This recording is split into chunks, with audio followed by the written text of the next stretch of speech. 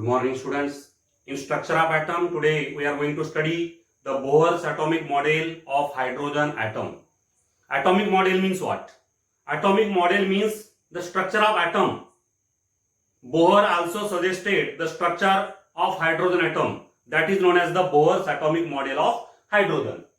Niels Bohr suggested the model for hydrogen atom, structure for hydrogen atom on the basis of the quantum theory,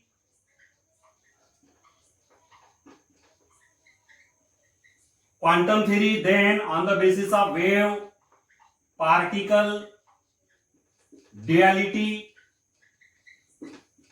of electromagnetic radiations,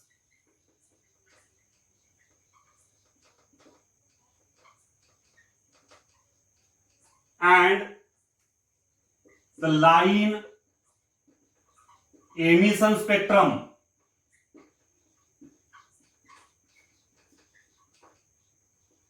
of hydrogen atom.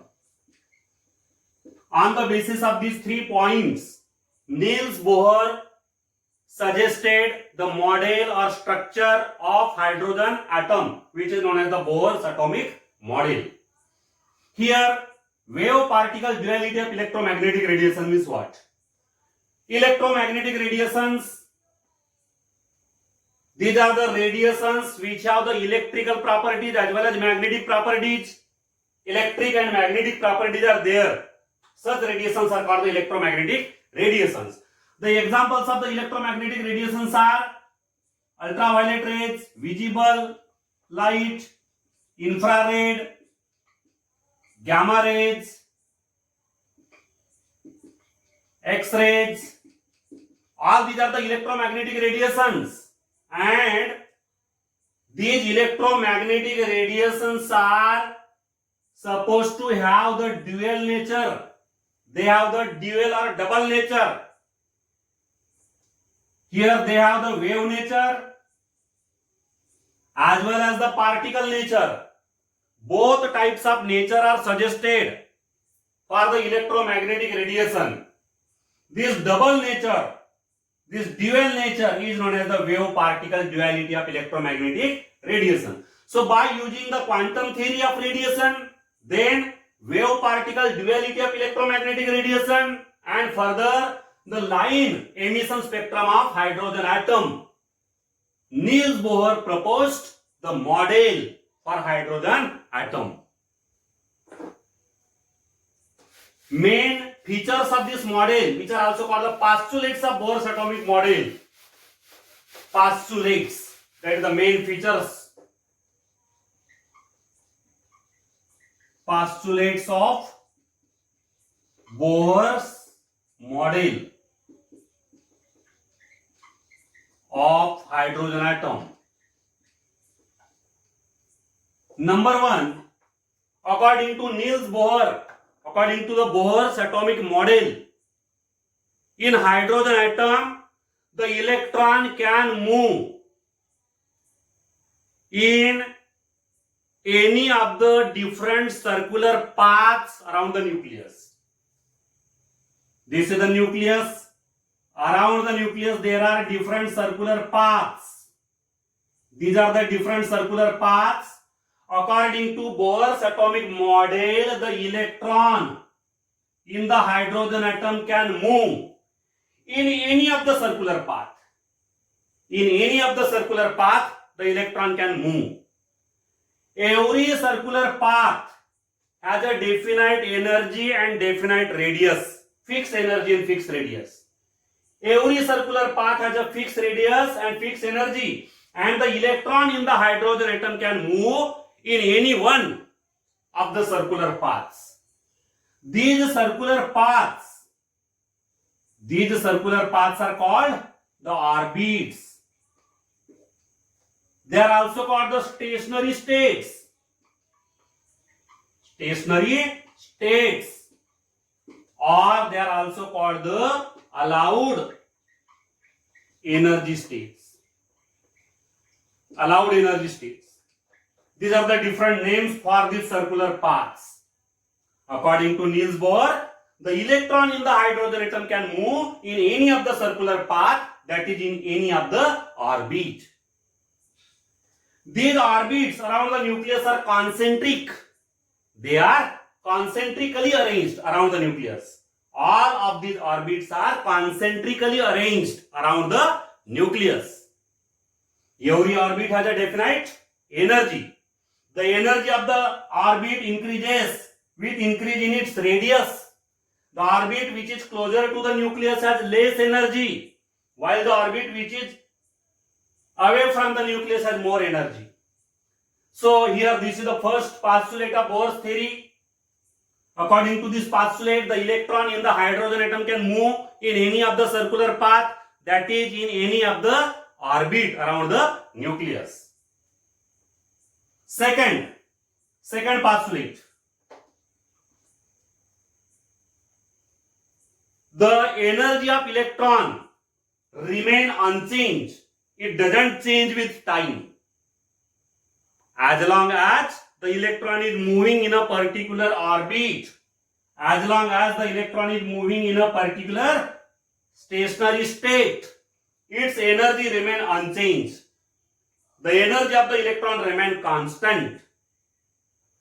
But when the electron get transferred from the lower orbit to the higher orbit, lower orbit means the orbit which is closer to the nucleus, and higher orbit means the orbit which is away from the nucleus. So when the electron get transferred from lower orbit to the higher orbit, it absorbs energy. By the absorption of energy, that electron get transferred from the lower orbit to the higher orbit. Similarly, when the electron comes from the higher orbit to the lower orbit, when the transfer of electron occurs from the higher orbit to the lower orbit, then it emits the energy, it loses the energy, it gives up the energy. The electron releases energy whenever it comes from the orbit of higher energy to the orbit of lower energy. So here the energy of the electron changes only when there is a transition of electron from one orbit to the other orbit, from higher to the lower or from lower to the higher. When the electron transition occurs between the orbits, then there is a change in the energy of the electron. Otherwise, there is no change in the energy of the electron. The energy of the electron remains constant as long as that electron is moving in a particular orbit. Then third important postulate of Bohr's atomic model. As already explained, when the electron transition occurs from one orbit to the other orbit, then the energy is either absorbed or evolved. Energy is either absorbed or released. And this energy is released in the form of radiations. The energy is given out in the form of radiations. The frequency of this emitted energy or absorbed energy, frequency of the radiations which are emitted by the atom or absorbed by that atom, is calculated by the formula nu equal to delta E by H.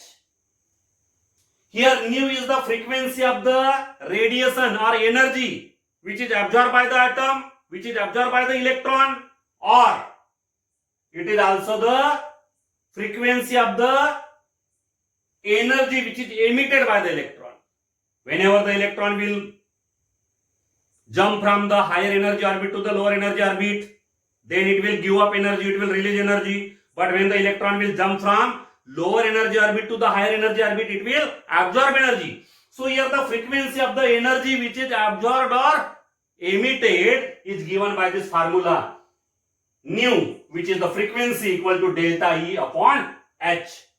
Here delta E equal to E2 minus E1.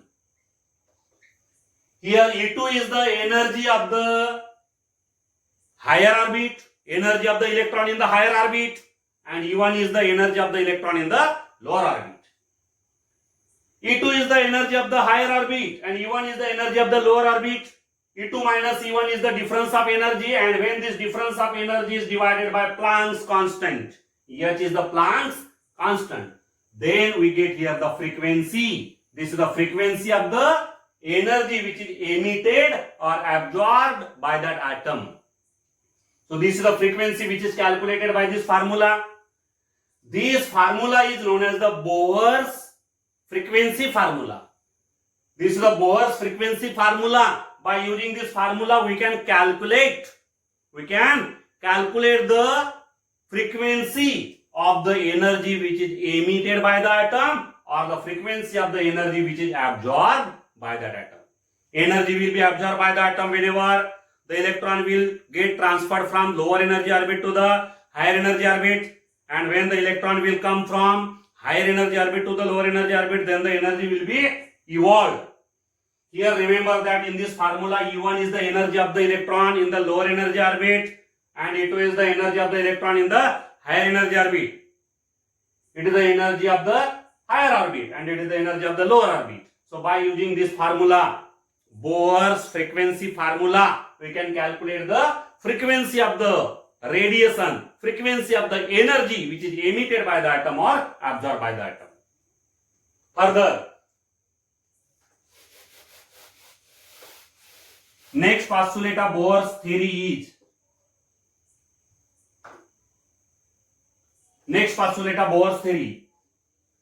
the angular momentum of electron, the angular momentum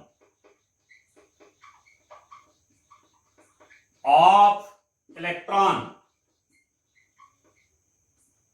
which is mathematically m into v into r, is equal to n into h by 2 pi. mvr, this is the angular momentum of the electron. It is equal to n h by 2 pi, where n is equal to 1, 2, 3 and so on. N is an integer. So here, according to this postulate, only those orbits are permitted around the nucleus.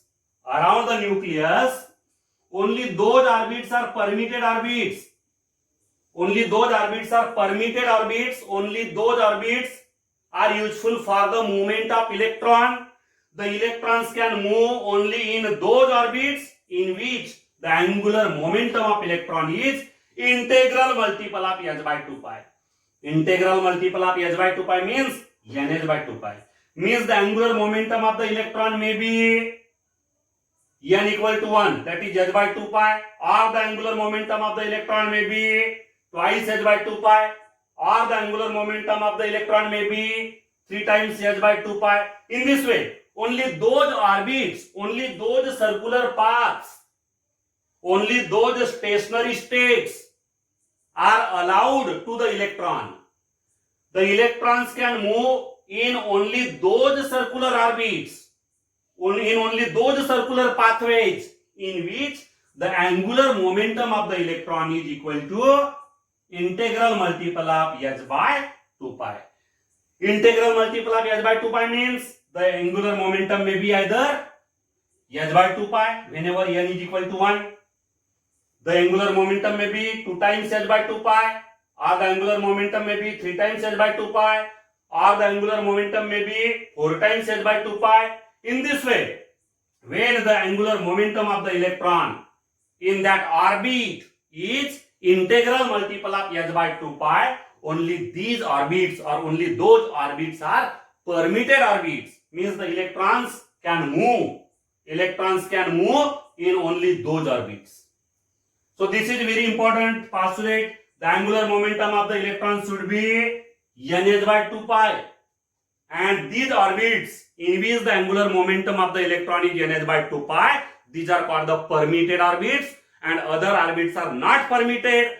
The electrons cannot move in the other orbits.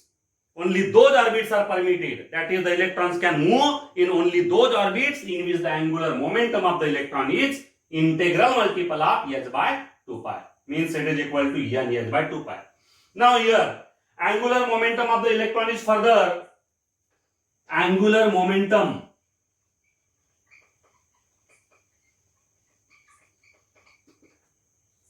Angular momentum is the product of I into omega.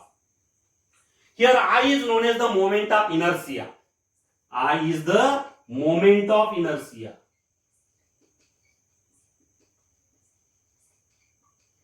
And omega, it is known as the angular velocity of electron. Angular velocity. Now, angular momentum equal to I into omega. But here I, that is the moment of inertia. This moment of inertia of an electron is equal to m into r square. M into r square, where m is the mass of electron and r is the radius of the orbit. R is the radius of the orbit. Here r is the radius of the orbit and m is the mass of electron. This is the value of moment of inertia, and the angular velocity of the electron omega is equal to v by r. V by r. Now when we put the value of I and w, then angular momentum, this angular momentum will become I, that is m into r square into v into omega, that is v by r. R and square get cancelled, therefore the angular momentum is m into v into r. This is the formula for the angular momentum. Means angular momentum is nothing but the product of mass of electron, velocity of electron, and the radius of the particular orbit in which the electron is moving. If the electron is moving in the first orbit, then here the radius of first orbit is taken.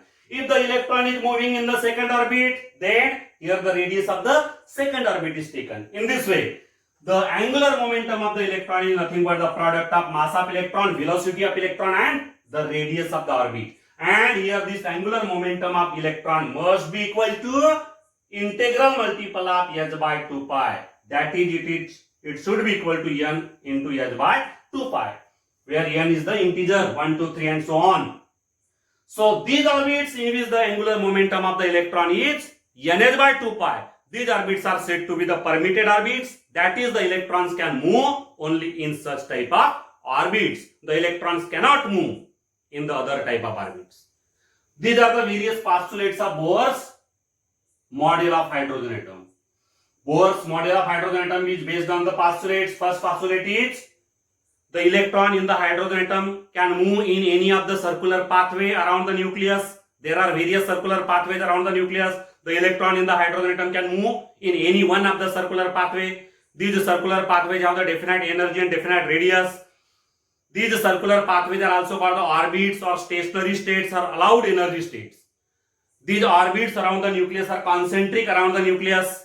Then second postulate is, as long as the electron is moving in the particular orbit, its energy remains constant. The energy of the electron does not change with time. But when the electron gets transferred from one orbit to the other orbit, that is from the orbit of lower energy to the orbit of higher energy, then the electron absorbs energy. Similarly, when the electron comes back from the higher energy orbit to the lower energy orbit, then it gives up energy. It releases energy. Then third postulate, the frequency of the emitted or absorbed energy. The frequency of the emitted or absorbed energy is calculated by the formula nu equal to delta E by H, where delta E equal to E2 minus E1. Here E2 is the energy of the electron in the higher energy orbit and E1 is the energy of the electron in the lower energy orbit, and H is the Planck's constant. So by using this formula we can calculate the frequency of the emitted energy or absorbed energy when the electron transition occur from one orbit to the other orbit. Then the angular momentum of the electron must be equal to nh by 2 pi, and only these orbits in which the angular momentum is equal to nh by 2 pi, these are the permitted orbits. The electrons cannot move in the other orbits. The electrons can move in only those orbits in which the angular momentum is nh by 2 pi. This is about the Bohr's atomic model. Thank you.